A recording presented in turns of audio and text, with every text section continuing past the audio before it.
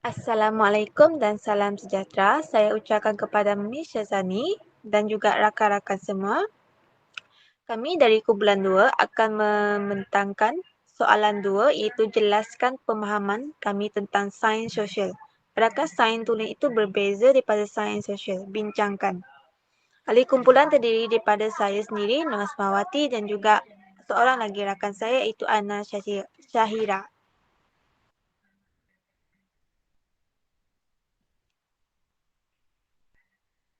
Baiklah, terlebih dahulu saya akan menerangkan definisi sains sosial. Sains sosial ni menurut pandangan umum, kajian saintifik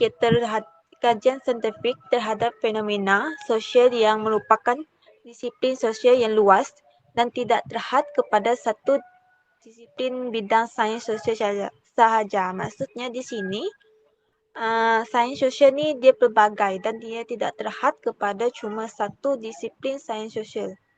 Dan bahagian ini saya akan terangkan di part yang seterusnya. Dan yang kedua, pandangan umum juga mengatakan sains sosial ini adalah satu bidang yang mengkaji tentang manusia dan masyarakat. Maksudnya lebih kepada fokus kepada manusia dan antara hubungan dengan masyarakat. Dan pandangan umum juga mengatakan kelompok ilmu yang mengkaji fenomena sosial iaitu hubungan tadi manusia dengan menggunakan metodologi kajian secara saintifik dan sistematik. Maksudnya di sini hubungan manusia dia dikaji secara saintifik secara teratur oleh para pengkaji yang pakar dalam bidang sains sosial ni. Dan yang keempat, melalui pandangan umum juga mengatakan kajian tentang fenomena dan isu yang berlaku ke atas diri dan ke kelompok manusia seperti kemiskinan, pengangguran, keciciran dan sebagainya. Maksudnya sains sosial ni ada juga mengkaji tentang ke atas diri dan kelompok masyarakat dari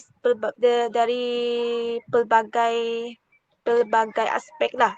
Pelbagai aspek seperti pengangguran, keciciran, kemiskinan.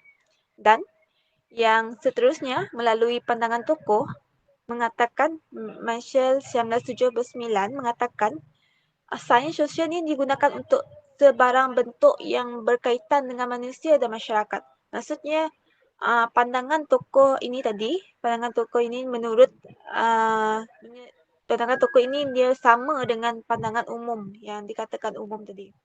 Dan yang seterusnya J.F. Forrester mengatakan pengajian sosial ialah kajian tentang masyarakat dan tujuan untuk membantu masyarakat memahami dunia. Memahami maksudnya sains sosial ni dia lebih kepada untuk juga untuk orang, untuk individu ataupun untuk memahami sesuatu perkara tu melalui sains sosial. Dan yang dan seterusnya, Rohana Yusuf mengatakan dalam bukunya Sains Sosial ialah disiplin akademik yang mempersoalkan tentang kemanusiaan dan konteks sosial atau mempelajari kehidupan. Maksudnya di sini definisi sains sosial antara umum dengan menurut tokoh ni adalah sama. Dan melalui Seligman juga mengatakan sains sosial ni adalah sains kebudayaan yang berurusan dengan aktiviti individu sebagai ahli kelompok. Memang sains sosial ni saya boleh simpulkan melalui pahaman saya sendiri, sains sosial ni dia lebih kepada hubungan antara manusia dengan masyarakat. Dan untuk mengkaji dan bidang sains sosial ni tidak terhad kepada satu disiplin saja dan dia adalah pelbagai.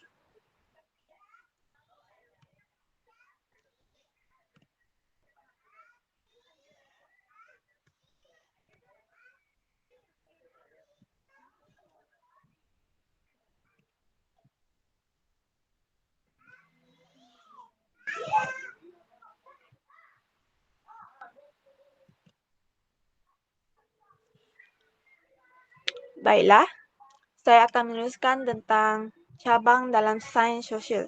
Cabang dalam sains sosial ni ada dua, terbahagi kepada dua iaitu sains sosial secara umum dan sains sosial tertentu. Kalau yang umum ni, dia lebih kepada aktiviti kumpulan sosial seperti sejarah dan etnografi. Sejarah dan etnografi ni dia lebih kepada umum. Kalau ia tertentu ni, individu tu dapat membezakan disiplin ilmu yang dia pelajari melalui kumpulan sosial dan struktur dalaman dalam sains sosial tertentu ni dia lebih kepada ekonomi dan sosiologi. Dan kalau yang luaran pula, dia lebih kepada geografi dan demografi. Kan geografi dan demografi ni adalah di luar. Maksudnya memang orang kaji di luar. Maksudnya ia adalah struktur luaran.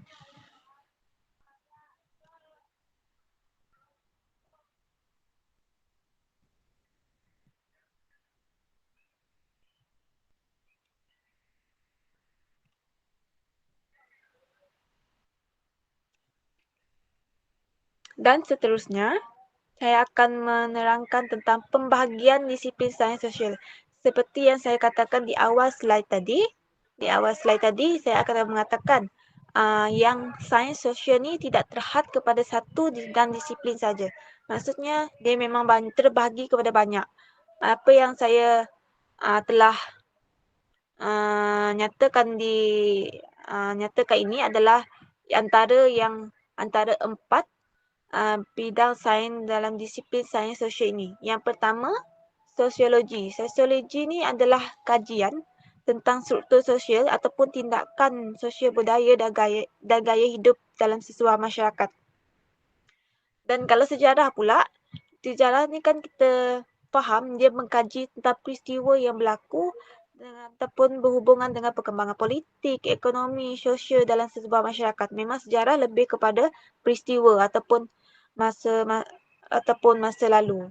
Dan antropologi adalah kajian tentang manusia merangkumi subdisiplin yang meninjau kepada biologi manusia. Maksudnya hubungan biologi antara kelompok-kelompok manusia melalui prinsip yang berdasarkan tingkah laku manusia sendiri. Dan melalui ekonomi adalah kajian tentang pengeluaran ataupun pengagihan ataupun penggunaan barangan. Dan ekonomi ni dia lebih kepada saya simpulkan dia lebih kepada perniagaan. Maksudnya yang memang orang pengeluaran, pengagihan tu. Dan antara bidang sains yang saya tidak nyatakan di sini adalah sains politik, sejarah, geografi dan juga demografi yang saya terangkan di awal-awal tadi.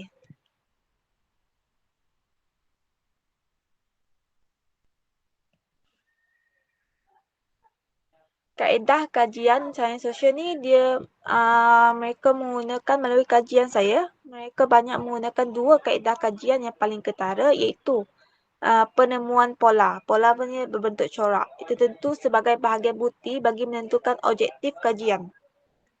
Maksudnya, kaedah kajian ni dia lebih kepada orang kata bukti bagi menyatakan sesuatu kajian tersebut betul ataupun tidak.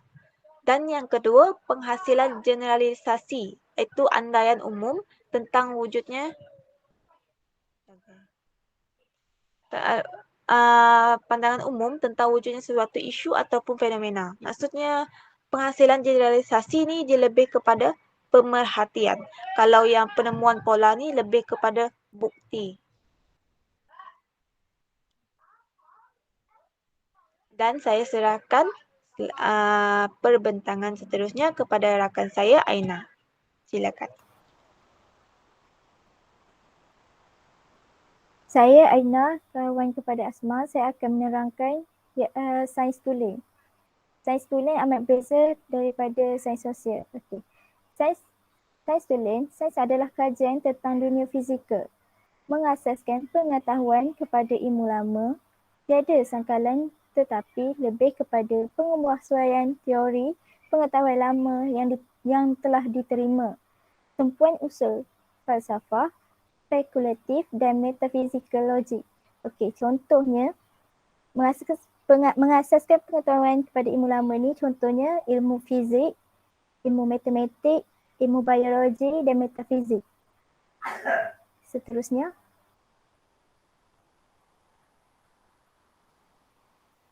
Okay. Menjelang kurun ke-16 iaitu zaman Renaissance, muncul teori yang menjadikan matematik, pengukuran dan pemerhatian sebagai asas untuk membina pengetahuan. Pengetahuan bukan lagi diasaskan kepada falsafah spekulasi atau logik semata-mata. Sebaliknya, skeptikal lebih berhati-hati atau tidak mudah menerima sahaja pengetahuan atau cabang ilmu sebelum periksa, dikaji selidik sehingga ke pangkal akal terlebih dahulu. Okey. Sains tulen ni berbeza pada sains sosial. Iaitu sains tulen ni dia lebih kepada kajian atau ujian. Di mana dalam kajian dan ujian yang dilakukan sebelum sesuatu pengetahuan itu dinyatakan lebih terperinci, mereka akan mengkaji dahululah seperti dalam bidang fizik, kimia, biologi itu. Isaac Newton yang menerbitkan satu-satunya karya ulungnya The Mathematical Principle of Natural Philosophy, iaitu Isaac Newton ni orang yang pertama menerbitkan karya-karya berasaskan sains tulen. Selain itu,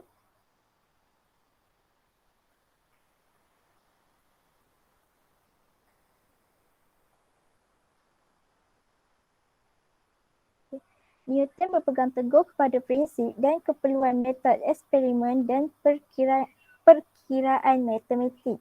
Penemuan-penemuan baru dalam bidang sains tabi'i telah meletakkan ilmu ini pada kedudukan atau taraf tertinggi dalam hierarki ilmu di barat. Antara bidang sains tulen yang diperkenalkan ialah bidang fizik, bidang kimia dan bidang biologi. Semua bidang yang disebutkan tadi, fizik, kimia dan biologi, perlu dilakukan eksperimen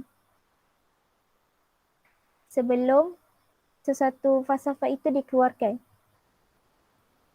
Seterusnya,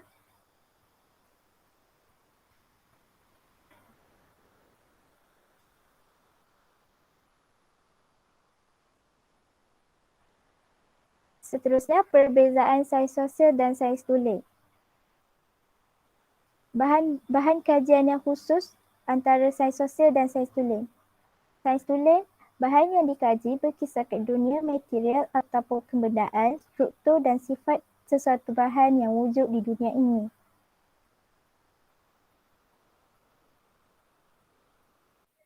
Bagi perbezaan sains sosial dan sains tulen, untuk sains sosial adalah bidang atau disiplin ilmu yang mengkaji struktur sifat-sifat kelompok manusia dan bagaimana individu dengan masyarakat ni berinteraksi antara satu dengan lain dan juga dengan persekitaran mereka. Dia ada bahan kajian yang khusus yang dikatakan bahan kajian yang khusus dan tidak sama dengan sains tulen.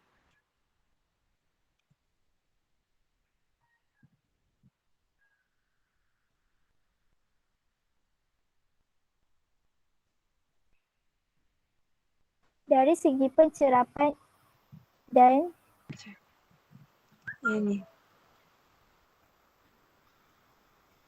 dari segi ketepatan hasil kajian ialah sains tulen, hasil yang diperolehi biasanya tepat dan boleh digeneralisasikan kepada fenomena yang lain yang berlaku di masa yang lain.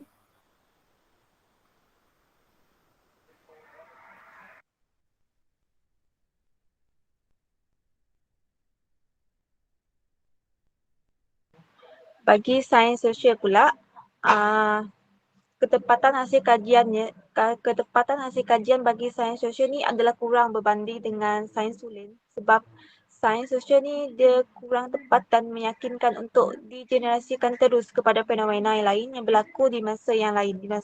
Maksudnya, para penyelidik dalam hal ini, dalam sains sosial ni, dia mesti membuat cerapan dengan berhati-hati. Maksudnya penelitian dengan berhati-hati untuk membuat klasifikasi ataupun menganalisis data-data akhir dan untuk membina hipotesis dan menguji hipotesis kajian untuk menjelaskan keputusan yang dikemukakan. Maksudnya di sini, sains sosial ni dia tak sama dengan sains tulen sebab dari segi ketepatan hasil kajian dan kalau sains sosial ni dia tak boleh terus terus dibagi macam tu saja dan dia perlu untuk dikaji semula. Kalau sains tulen ni memang sains yang tak payah kita ragukan, yang memang biasanya ni memang tepat dan memang boleh digenerasikan teruslah.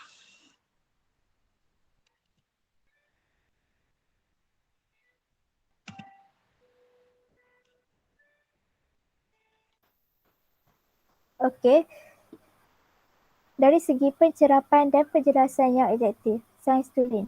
Hal ini dapat dilakukan dengan baik oleh kebanyakan penyelidik. Namun di setiap ahli penyelidik adalah berbeza keadaannya.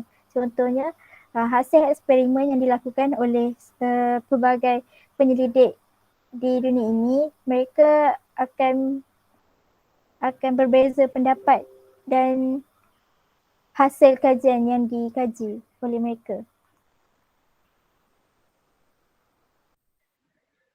Sains sosial pula, para pendidik dia banyak berurusan dengan manusia dengan perkara-perkara yang seangkatan dengannya. Maksudnya sains sosial ni dia lebih kepada para pendidik ni, dia lebih rapat, dia lebih banyak berurusan dengan manusia lah berdasarkan kajian mereka. Kadang-kala para pendidik ni dia sukar untuk ketepikan perasaan mereka sendiri tentang apa yang mereka tidak suka ataupun mereka tidak suka, ataupun mereka suka benda tu, dan sikap prejudis dan rasa kecewa mereka datang. Sebab para pendidik ni kadang-kadang diorang ni kadang ada setengah bahan ataupun kajian mereka yang tidak mereka suka, dan tapi mereka sukar untuk ketepikan perasaan sendiri, dan kadang-kala mereka terus macam bagi benda tu dalam penulisan mereka juga.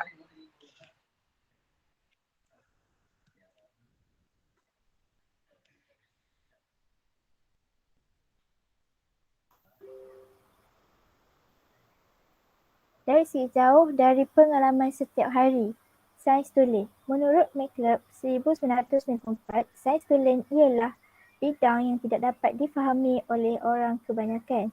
Ia adalah satu bidang pengetahuan yang boleh dicapai oleh minda-minda yang terbaik melalui usaha yang gigih. Okey, di sini tak semua penyelidik tahu dan memahami tentang bidang-bidang yang ada di sains tulen, iaitu bidang fizik, biologi, metafizik. Mereka tidak akan dapat hasil yang betul-betul tepat. Oleh itu, usaha yang gigih perlu dilakukan oleh setiap penyelidik untuk menyelidik hasil yang tepat lah.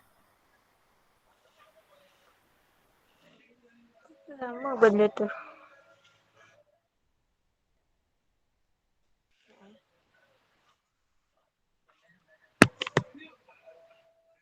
Untuk sains sosial pula, berbeza. Pendidikan yang dibuat dalam bidang sains sosial ini tidaklah suatu perkara yang asing bagi kebanyakan orang, dan cuma mungkin apa yang dikaji adalah bidang-bidang yang penting sahaja yang dijadikan sebab tiada kepentingan untuk mereka berbuat demikian. Dan oleh sebab itu, kebanyakan mereka ni masih boleh membaca artikel yang ditulis dalam bidang ekonomi, sosiologi, antropologi yang saya terangkan pada awal slide tadi.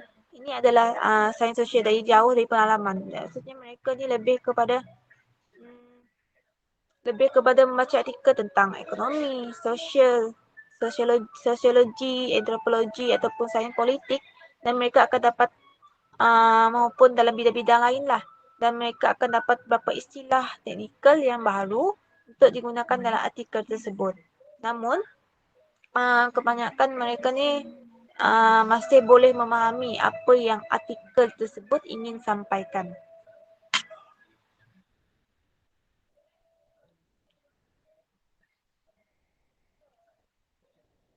Sekian, itu sahaja daripada kami.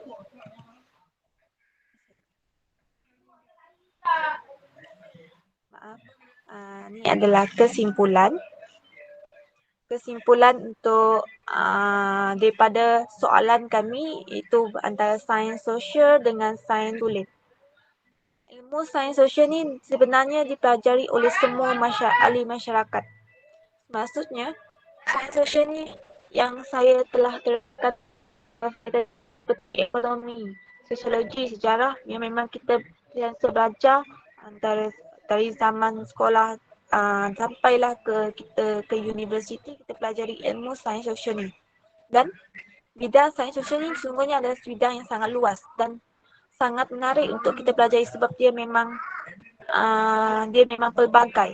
Maksudnya kita tak fokus kepada satu disiplin sains sosial saja. Meskipun ada orang yang mengatakan bahawa bidang sains sosial adalah bidang yang lebih rendah daripada sains tulen. Namun penulis tetap mengatakan sains sosial ni adalah sumbangannya paling besar daripada tentang kemajuan dan tamadun manusia. Maksudnya melalui sains sosial dengan sains tulen, sains sosial ni lebih memberi sumbangan lah sebab sains sosial ni dia melalui kajian itu melalui sejarah, melalui sosiologi, sains politik, melalui bidang-bidang disiplin sosial sains sosial itu sendiri. Dan keperluan hidup ketika ini yang kita tahu yang dari semua aspek kehidupan menjadikan bidang sosial ini menjadi sangat penting seiring dengan kemajuan dunia sekarang ini. Maksudnya memang dapat kita simpulkan sains sosial ni walaupun kita pergi ke mana saja memang kita akan tahu pasal sains sosial tapi kita tak tahu yang bahawa sejarah, sains politik, antropologi ni di bawah sains sosial itu sendiri. Baiklah, itu saja daripada kami daripada kumpulan 2. Terima kasih.